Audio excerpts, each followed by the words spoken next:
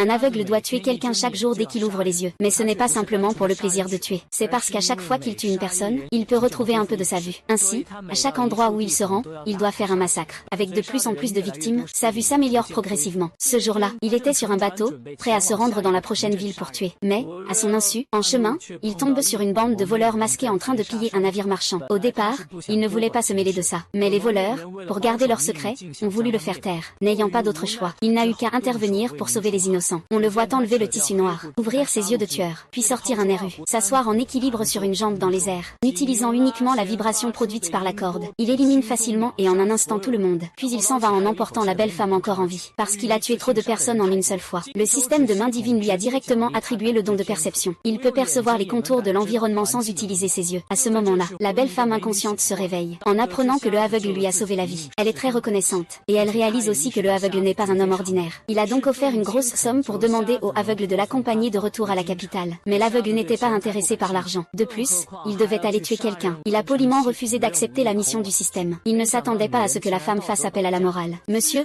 vous comptez laisser cette jeune fille seule? Alors pourquoi m'avez-vous sauvé à l'époque? Vous ne pouvez pas dire que c'était à cause de la mission du système, n'est-ce pas? Pourquoi?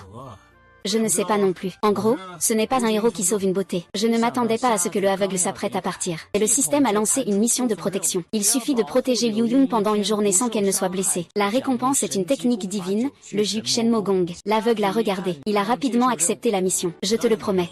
Le lendemain, il a emmené Liu Yun, déguisée, vers la capitale, ignorant que la véritable identité de Liu Yun est celle de la princesse actuelle. Elle est retournée à la capitale pour hériter de son statut. Mais ses concurrents ne la laisseront pas vivre. Pour revenir à la capitale, lorsqu'ils ont découvert que la mission d'assassinat avait échoué, ils ont immédiatement émis un énorme ordre de chasse. Tous les bandits et tyrans des environs étaient ravis d'apprendre cela. Ils ont tous envoyé leurs hommes chercher la princesse. Bien que le aveugle ait déguisé la princesse en homme, elle a tout de même été reconnue par un sbire aux yeux perçants. Juste au moment où le sbire s'apprêtait à donner l'alerte, ignorant qu'un aveugle était déjà derrière lui. Il a simplement fait un mouvement et a tranché sa gorge avec une feuille de bambou pour l'envoyer dans l'au-delà. Il ne s'attendait pas à ce que le système propose une nouvelle mission d'extermination. Éliminer les chefs des 3 factions qui bloquent le chemin. Récompense de cultivation à la clé. Grande plénitude au stade de la fondation. Bien que tuer les 3 chefs d'un coup soit un peu difficile, la récompense est vraiment trop généreuse. L'aveugle a donc décidé de se lancer malgré tout. Il a ensuite agi avec le caractère d'un sbire. Expose délibérément la princesse. Puis amener la princesse dans une auberge en ville pour attendre. Mais ils ont été encerclés par des assassins en embuscade à l'avance.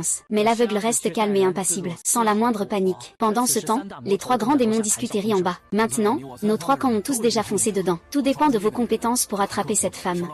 Il est évident qu'il est facile pour nous de s'occuper d'une femme et d'un aveugle. Je suppose qu'une conclusion arrivera bientôt. Le résultat, la seconde suivante, tous les subordonnés sont éliminés, et le aveugle est assis à la porte. Il menace quiconque